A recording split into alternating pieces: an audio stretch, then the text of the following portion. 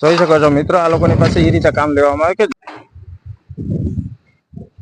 જય માતાજી મિત્રો, હું છું જયદેવસિંહ રાઠોડ ને આપણે આવી ગયા છીએ મંદબુદ્ધિ માણસોની સંસ્થામાં. કહેવાય છે કે માનવ સેવા એ જ તે પ્રભુ સેવા. તો એવી જ રીતે આપણે આજે અહીંયા આવ્યા છીએ મંદબુદ્ધિ માણસોની લોકોને જમાડવા માટે. તો આવો આપ સૌને પણ બતાવું કે અહીંયા કઈ રીતની પ્રક્રિયા હોય છે ને કઈ રીતનું કામકાજ કરવામાં આવે છે, ને મંદબુદ્ધિના માણસો છે એ કઈ રીતનું વર્તન કરી રહ્યા છે, કે તે લોકોને ભાવથી જયારે આ જમાડવા માટે આવે ત્યારે કઈ રીતનું એ લોકોનું રિએક્શન હોય છે.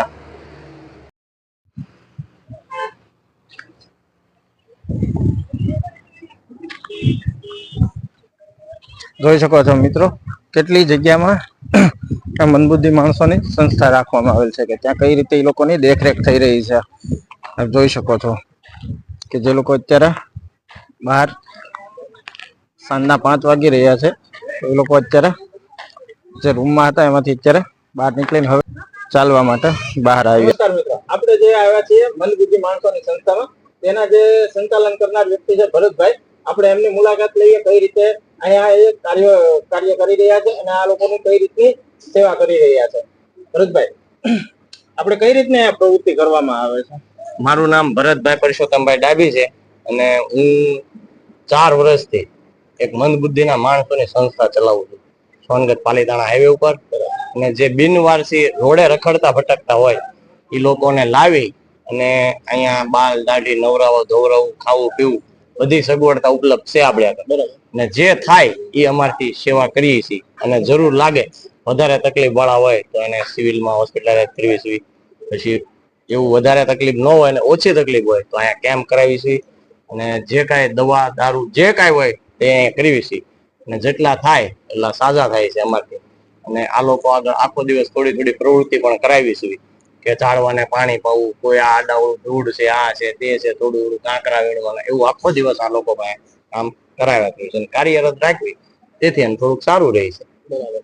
આ લોકોને કદાચ ક્યાંય હોસ્પિટલ કેમ લઈ જવા પડે તો આપણે કઈ રીતની એની સુવિધા? અને અહીંથી હોસ્પિટલે લઈ જાવ, મારી આગળ એક ગાડી છે, ગાડી દ્વારા અહીંથી લઈ જઈ. વધારે તકલીફ હોય તો સિવિલમાં લઈ જવી છે ભાવનગર. ઓછી તકલીફ હોય તો અહીંયા પાલીતાણા બકરાણીયા સાહેબ છે, મિલનભાઈ મકવાણા છે, ફિઝિશિયન આગળ લઈ જવી છે.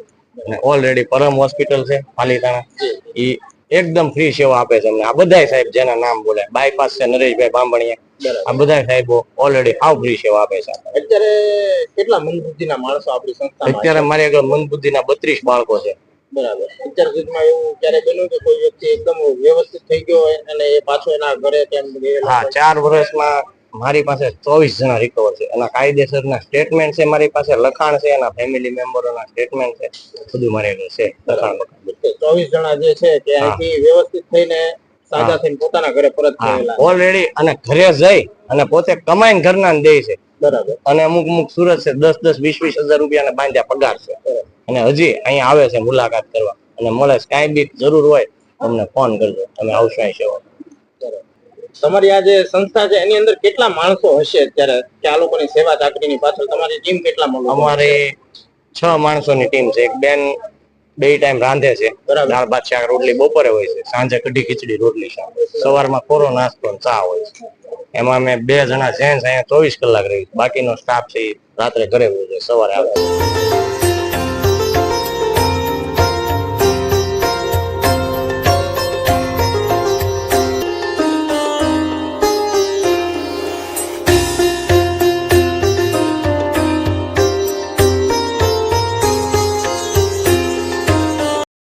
આ એક રૂમ છે કે જ્યાં જે એ લોકોને રાખવામાં આવે છે.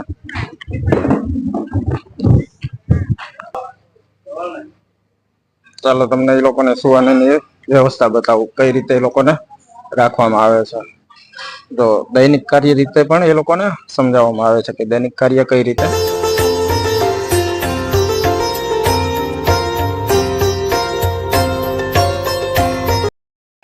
આ છે તે તેમની સુવાની વ્યવસ્થા છે કે ત્યાં ગરમી કે ન થાય તે માટે પંખાની નાની પણ સુવિધા રાખવામાં આવેલી છે.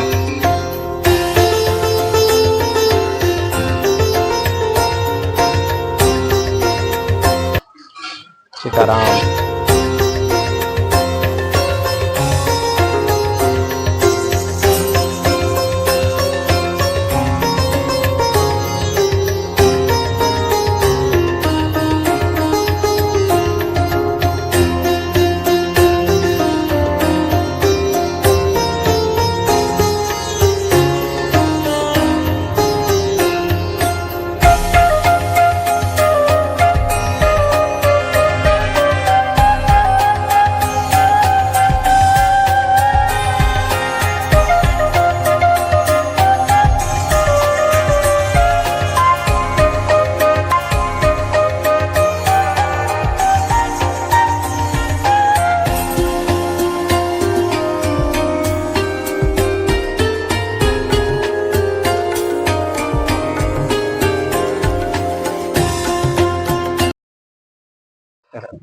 જોઈ શકો છો મિત્રો, આ લોકોની પાસે એ રીતે કામ લેવામાં આવે કે જેથી એ લોકોના મગજનો પણ વિકાસ થઈ શકે અને રોજિંદાની જિંદગીની અંદર જે આપણે સામાન્ય માણસ જે કામ કરતું હોય છે એ કામ કઈ રીતે કરવું, કઈ રીતે પોતાની જિંદગી સિમ્પલ અને સાદી રીતે જીવી શકાય એ વિશે આ લોકો અહીંયા પણ કેળવણી આપવામાં આવે છે કે જેથી કરીને ખ્યાલ આવે કે સાધારણ માણસ જેની જિંદગી કઈ રીતની હોય છે.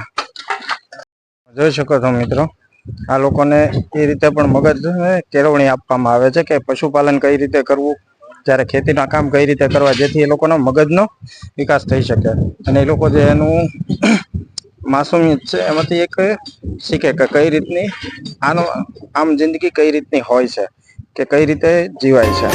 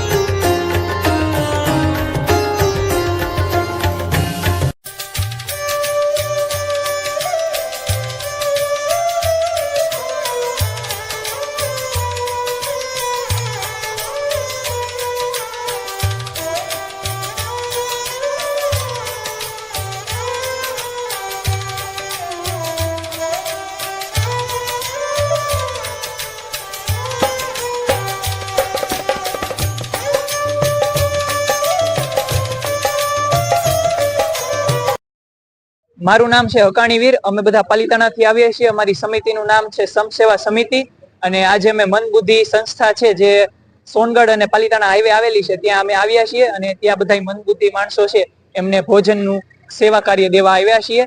અને અમે અઠવાડિયે 3 થી 4 વાર ઘાસ વિતરણ અને કૂતરાને બિસ્કિટ વિતરણ કરીએ છીએ. અને જ્યારે વિવિધ પ્રકારના તહેવારો આવતા હોય છે વર્ષે ત્યારે છાશ વિતરણ, શરબત વિતરણ એ બધા અલગ અલગ વિતરણો અમે કરીએ છીએ. તમારી જે સંસ્થા છે એ કેટલા સમયથી તમે આ મંડળ ચલાવો છો? અમે 4 વર્ષથી અમારું મંડળ ચાલે છે. બરાબર. તમે શરૂઆત કેટલા સભ્યોથી કરેલી? અમે ખાલી 3 સભ્યથી કરેલી હતી. બરાબર. અત્યારે હાલમાં તમારા મંડળના કેટલા સભ્યો? અમારે 20 થી 25 જણા છે. 20 થી 25 જણા છે. બરાબર. તમે પાલીતાણા તે તમારું મંડળ છે કે પાલીતાણાની આજુબાજુ? અમે પાલીતાણામાં અમારું સેવા કાર્ય કરીએ છીએ ને આજુબાજુના ગામમાં ને અલગ અલગ એરિયામાં કરીએ છીએ. બરાબર. તો આપના મંડળને કોઈ કોન્ટેક્ટ કરવો હોય તો કઈ રીતે કરી શકે? આપના કોઈ પણ એક વ્યક્તિનો નંબર આવે. 63 55 10 86 16.